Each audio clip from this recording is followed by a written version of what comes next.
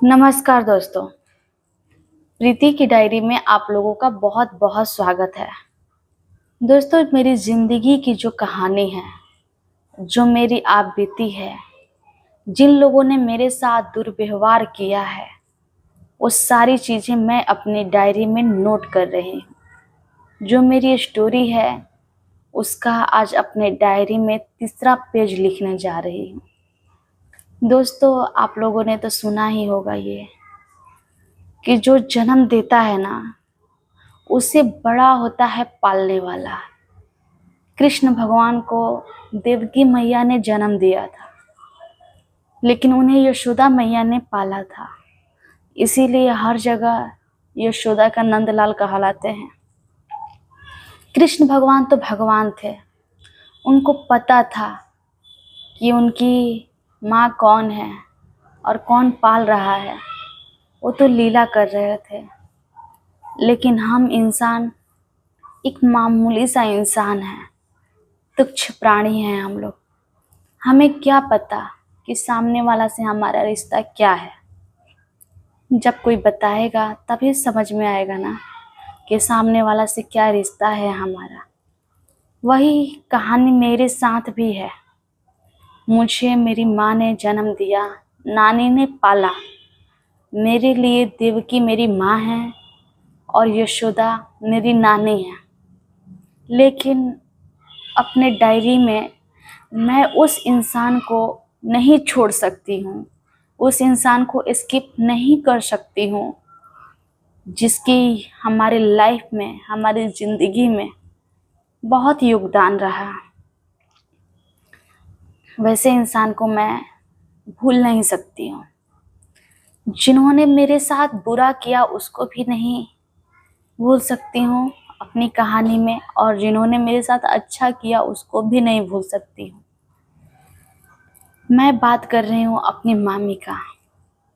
यहाँ पे मैंने ये तो डिफाइन कर दिया यशोदा कौन है और देवकी कौन है, लेकिन मेरी मामी क्या है मेरे लिए।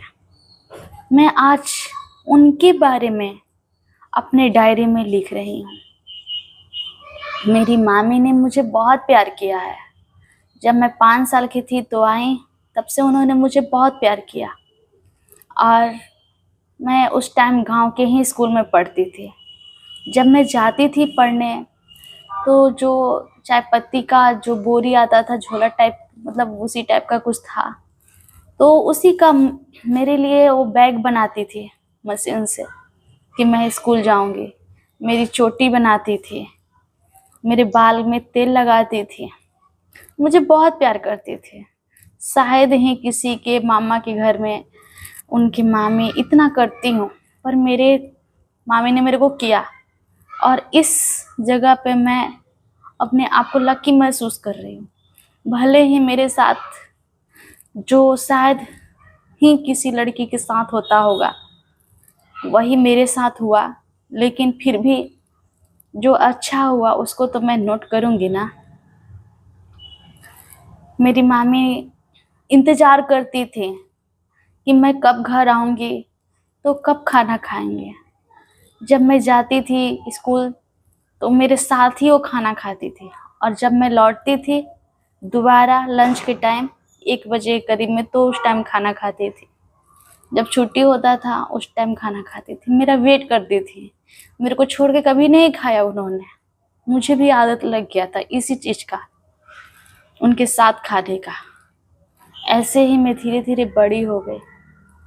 मैं स्कूल जाने लगी, लगभग 3 किलोमीटर की दूरी पर जाने लगी। जो मेरी मासी हैं, कभी कभी वो मुझे मारती थी बहुत गुस्से में। कभी कभी वो मुझे 3-4 बार मार देती थी, झापड़ से थप्पड़ लगा देती थी हमको। तो उस टाइम मेरी मामी तो बहू थी, तो उनको तो कुछ नहीं बोल पाती थी, लेकिन मेरी मम्मी को फ़ोन करके बोलती थी कि इनके साथ ऐसा हो रहा है। मेरी मम्मी से ज़्यादा मैं बात नहीं करती थी, लेकिन जब बात करती थी तो मैं बस बोल देती थी कि मैं यहाँ नहीं रहूँगी, मेरी मौसी मुझे मार रही हैं। हालांकि मेरी मासी ने भी मुझे प्यार किया है, ऐसा मैं नहीं कहूँगी कि मेरी मासी ने मुझे प्यार नहीं किया, उन्होंने भी किया। लेकिन कभी कभी मुझे बहुत मार देती थी। तो मार देती थी तो उस टाइम मैं बहुत रोती थी और मेरी मामी को भी अच्छा नहीं लगता था, क्योंकि वो तो मेरे को डांटती भी नहीं थी ना, इसीलिए। तो उस टाइम मैं रो रो के बोलती थी कि मुझे ले चलो यहाँ से, मैं नहीं रहूँगी। फिर मुझे उस टाइम ये चीज़ समझ में आती थी ना कि मैं भी अपनी माँ के घर रहती। उस टाइम मुझे लग जाता था कि मैं भी अपनी माँ के घर रहती तो शायद मुझे इतना नहीं मार पड़ता। हालांकि ज़रूरी नहीं है कि मैं माँ के घर में रहती तो मार नहीं खाती, बिल्कुल खाती। बिल्कुल माँ मारते हैं बच्चों को, लेकिन मुझे ऐसा लगता था कि मैं अपनी माँ के पास रहती। और सबसे बड़ी दुख तो ये लगता था ना कि जब मेरे साथ की जितनी भी मेरी फ्रेंड थी, वो सबके मम्मी पापा थे। मेरी फ्रेंड जब मैं छुट्टी होता था रास्ते में जाती थी तो अपने पापा के गले लग जाती थी। सब अपने घर में जाती थी, माँ पापा बोलती थी सब। हमको भी मन करता था कि हम भी अब माँ पापा बोलें, पर ना ही पापा का पता था मुझे और ना ही माँ का पता था मुझे कि कहाँ है ये लोग। ये मेरे को बहुत दुख लगता था, बहुत तकलीफ देती थी ये चीज़ें हमको, और ऐसा लगता था कि इससे ज़्यादा बुरा मेरे लिए और क्या ही हो सकता है। उस टाइम मुझे यही समझ में आ रहा था।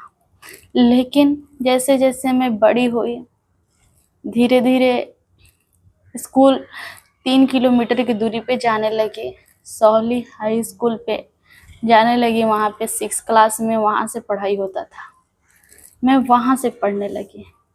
मेरी जो मानसिकता है उस टाइम उतनी बड़ी नहीं थी, सीमित थी, थोड़ा सोचती थी, ज़्यादा सोचने की बुद्धि नहीं था। लेकिन जैसे जैसे क्लास बढ़े, उम्र बढ़े, वैसे वैसे ज़िंदगी में मुसीबतें भी बढ़ी। और ये मुसीबत मेरे लिए इतनी बड़ी हो जाएंगी, ये मैंने कभी सोचा भी नहीं था।